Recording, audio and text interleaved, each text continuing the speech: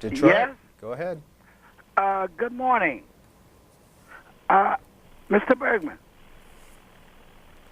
Caller, go ahead with your question or comment.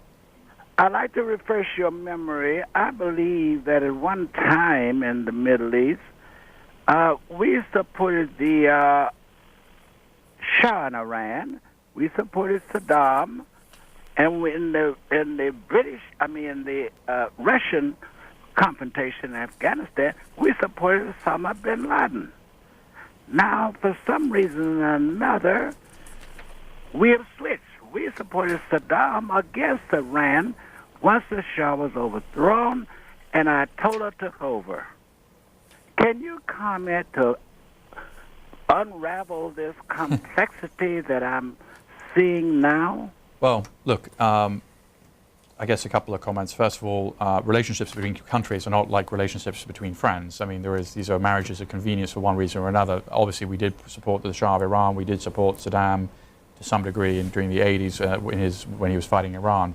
On the question of did we support Osama bin Laden, I want to respond to that because I know that in some detail. This is one of these sort of folk myths that will never really die. Osama bin Laden has been anti-American since the mid-80s because of his support for Israel. He had his own money. He's the son of a billionaire. He had a lot of private money coming in from Saudi Arabia. He didn't really need money from the Americans during the 80s when he was fighting the Soviets. The story about Osama bin Laden and the CIA is not that the CIA was helping fund and train Osama bin Laden and his gang of Arab fighters. It's that these people were flying beneath the radar screen. It was only until '96 when the CIA set up a special bin Laden unit that they began to really focus on this guy. So the real story is here, not that the CIA funded and trained bin Laden and the Afghan Arabs fighting the Soviets, is that they didn't really know they had no idea who these people really were. The Afghan Arabs during the war against the Soviets were getting Saudi contributions. They were behaving in a rather secretive manner.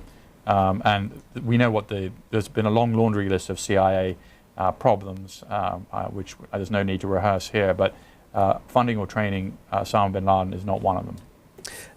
That's interesting, though, that the caller brings up the shifting alliances and who's on whose side, because attached to the article is this fact sheet. You know, Sunni, Shiite, anyone?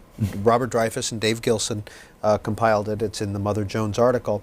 But it talks about the fact that the Islamic Dawa Party, Nouri al-Maliki's party, is the same group that bombed the U.S. Embassy in Kuwait in 1983. And it's just all sorts of different connections.